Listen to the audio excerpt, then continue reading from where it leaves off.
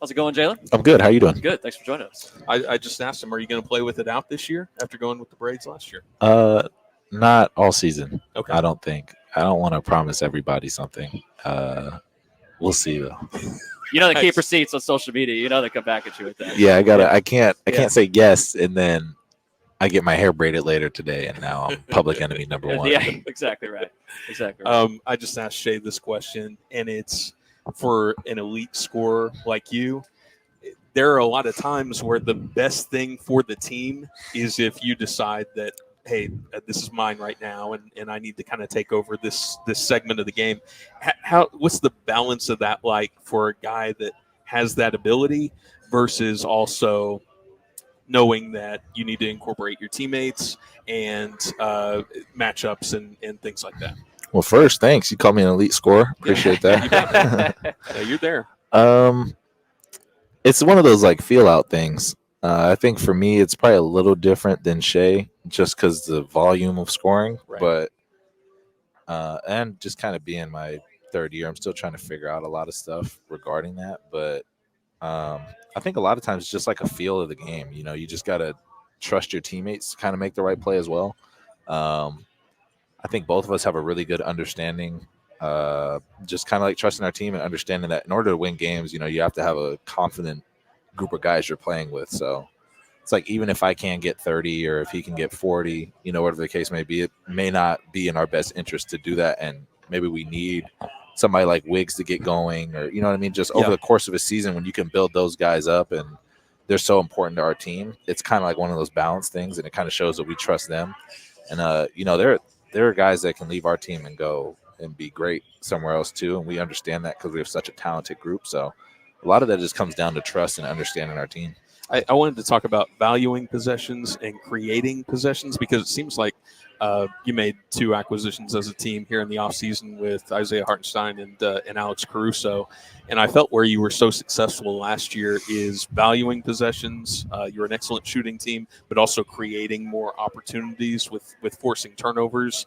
And it feels like you utilizing those guys could create some more opportunities with offensive rebounding and steals and being able to score off turnovers this year as well. Yeah. I think both of them just bring a level of versatility to the game that we're already a versatile team. So it's exciting to have kind of add that dimension to it. I think each of them kind of brings something that we were lacking, and obviously much more. Like, you know, obviously Hart has the just being able to rebound and kind of be that big physical presence that we need inside, just adding another element to our game that way. And obviously Caruso just plays the right way.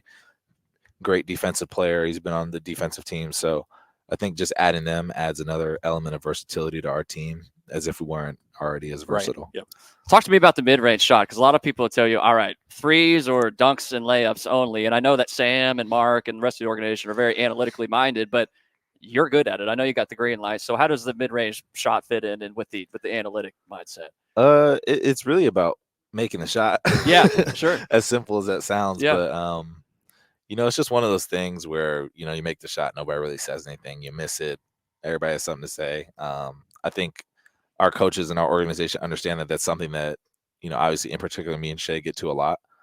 And it's just one of those things that, you know, you don't want to live and die by it, but it is something that in our game is open and something that we can get to.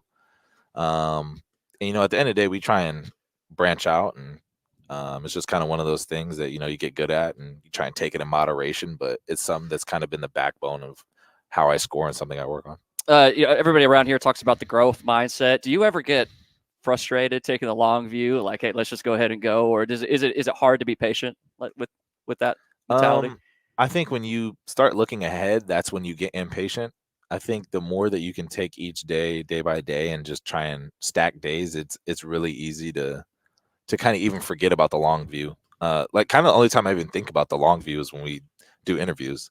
Yeah, like people like me asking you about it. Yeah. I mean, just even like course like the season, it's just one of those things. It's like I'm so focused on trying to get better this game or this practice that I'm not really thinking about 10 years down the line what my legacy was, or, you know, what I'm going to pan out to be. It's kind of just like taking every practice and do the best I can there, and then add from that.